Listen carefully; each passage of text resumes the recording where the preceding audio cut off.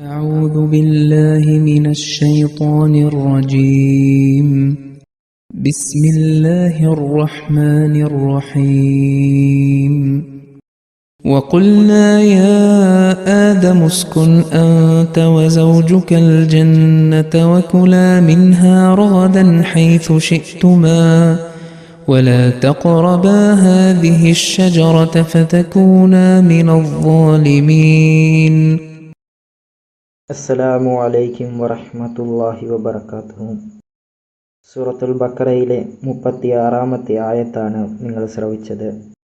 ഈ ആയത്തിൻ്റെ അർത്ഥം ഇപ്രകാരമാണ്: നാം പറഞ്ഞു, ആദമേ, നീയും നിന്റെ പത്നിയും ഈ തോട്ടത്തിൽ വസിക്കുകയും അവിടെ നിങ്ങൾ ഇച്ഛിക്കുന്നിടത്തു നിന്ന് സുഭിക്ഷമായി ഭക്ഷിക്കുകയും ചെയ്തു കൊള്ളുക. എന്നാൽ ഈ വൃക്ഷത്തെ നിങ്ങൾ സമീപിക്കരുത്. സമീപിച്ചാൽ നിങ്ങൾ അധർമ്മികളായി ഭവിക്കും. ഈ ആയത്തിൻ്റെ വിശദീകരണത്തിൽ സയ്യിദ്ന മുസ്ലിം മൗദ് റളിയല്ലാഹു അൻഹു പറയുന്നു, ആദം അലൈഹിസ്സലാം താമസിച്ചിരുന്ന ജന്നത്തിനെ കുറിച്ച് ചിലർ പറയുന്നത് അത് മരണാനന്തരം മനുഷ്യർക്ക് ലഭിക്കുന്ന അതേ ജന്നത്താണെന്നാണ്. എന്നാൽ മറ്റു ചില മുഫസ്സിരീങ്ങൾ അതിനെ ഈ ഭൂമിയിലെ തന്നെ ഒരു ഭാഗത്തിനെയാണെന്നും പറയുന്നു. ബൈബിളിൽ വന്നിരിക്കുന്നത് ദൈവമായ യഹോവ ഈദേനിൽ കിഴക്കുഭാഗത്ത് ഒരു തോട്ടം നട്ടുപിടിപ്പിച്ചു. അവിടെ അവൻ സൃഷ്ടിച്ച ആദമിനെ ആക്കി. ഉൽപ്പത്തി അധ്യായം 2 വാക്യം 8. പിന്നീട് 14-ാം വാക്യത്തിൽ ആ തോട്ടത്തെ ടൈഗ്രീസ്, യൂഫ്രട്ടീസ് നദികൾ നനയ്ക്കുന്നുവെന്നും പറയുന്നു. ഹുസൂർ പറയുന്നു, ഈ അധ്യാപനം ശരിയും തെറ്റും കലർന്നതാണ്. എന്നാൽ ടൈഗ്രീസ്, യൂഫ്രട്ടീസ് നദികൾക്ക് സമീപമുള്ള പ്രദേശമാണെന്ന് ഇതിൽ നിന്നും വ്യക്തമാകുന്നു. എന്തെന്നാൽ നൂഹ് നബി അലൈഹിസ്സലാമിൻ്റെയും അദ്ദേഹത്തിൻ്റെ ജനതയുടെയും സംഭവം ഈ പ്രദേശവുമായി ബന്ധപ്പെട്ടിരിക്കുന്നു. അതുപോലെ ഹദ്റത്ത് ഇബ്രാഹിം നബി അലൈഹിസ്സലാമിൻ്റെ ജന്മസ്ഥലവും ഇറാഖിലെ ഔർ ആണ്. ആധുനിക ഗവേഷണങ്ങളിൽ നിന്ന് മനസ്സിലാകുന്നത് ഈ പ്രദേശം വളരെ പുരാതനമായ ഒരു സംസ്കാരത്തിൻ്റെ കേന്ദ്രമാണെന്നാണ്. അതിനാൽ ആദമിൻ്റെ ജന്മസ്ഥലം ഇറാഖിലെ ഈ പ്രദേശമായിരിക്കാമെന്ന് നിഗമിക്കാം. അവിടെ പറയപ്പെടുന്ന ജന്നത്ത് ഈ പ്രദേശത്തെ ഒരു സ്ഥലമായിരിക്കാം.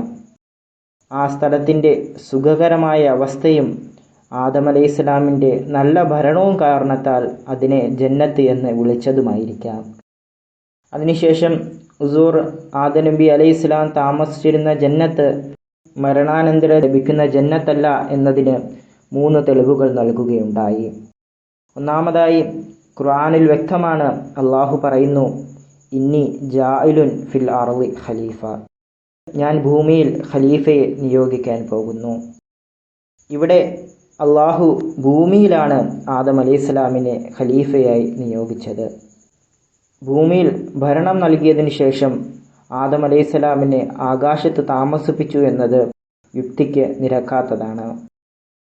രണ്ടാമതായി, മരണാനന്തര ജീവിതത്തെക്കുറിച്ച് ആദം അലൈഹിസ്സലാമിൻ്റെ സംഭവവുമായി ബന്ധപ്പെട്ട് അള്ളാഹു സൂറത്തുൽ ഹിജറിൽ പറയുന്നു, ലാ യമസ്സഹും ഫീഹാ നസ്ബുൻ വമാഹും മിൻഹ ബിമുഖ്രിജീൻ.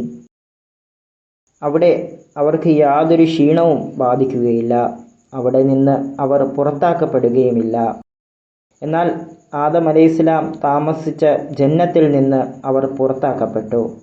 അതിനാൽ ആദം അലൈഹിസ്സലാമിൻ്റെ ജന്നത്ത് ഭൗമികമായിരുന്നു, ആകാശത്തിലെ ജന്നത്തല്ലെന്ന് വ്യക്തമാണ്. മൂന്നാമതായി, ആദം അലൈഹിസ്സലാമിൻ്റെ ജന്നത്തിൽ ശൈത്താൻ പ്രവേശിച്ചതും അവൻ്റെ സന്തതികളുടെ സാന്നിധ്യവും തെളിയിക്കപ്പെട്ടിട്ടുണ്ട്. ആദം അലൈഹിസ്സലാമിനെ ആകാശത്തിലെ ജന്നത്തിൽ താമസിപ്പിച്ചിരുന്നു എന്ന് വാദിച്ചാൽ ശൈത്താനെയും അവൻ്റെ സന്തതികളെയും അവിടെ താമസിപ്പിച്ചു എന്ന് പറയേണ്ടി വരും. ഇതും യുക്തിക്ക് നിരക്കാത്തതാണ്. കൂടാതെ യാ ആദം ഉസ്കുൻ അൻത വ സൗജക്കൽ ജന്നത, ഓ ആദം, നീയും നിന്റെ ഭാര്യയും ജന്നത്തിൽ താമസിക്കുക എന്ന ആയത്തിൽ നിന്ന് ആദം അലൈഹിസ്സലാം മറ്റൊരു സ്ഥലത്താണ് ആദ്യം താമസിച്ചിരുന്നതെന്നും പിന്നീട് അള്ളാഹുവിൻ്റെ വഹി ലഭിച്ചപ്പോൾ ഭാര്യയോടും സഹവാസികളോടും കൂടി ജന്നത്ത് എന്ന് വിളിക്കപ്പെടുന്ന സ്ഥലത്തേക്ക് പോയതായും മനസ്സിലാക്കാം.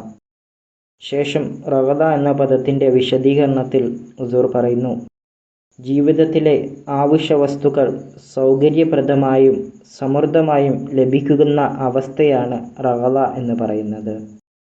ഈ പദം നാഗരികതയുടെ മഹത്വത്തിലേക്കാണ് ശ്രദ്ധ ചെലുത്തുന്നത്.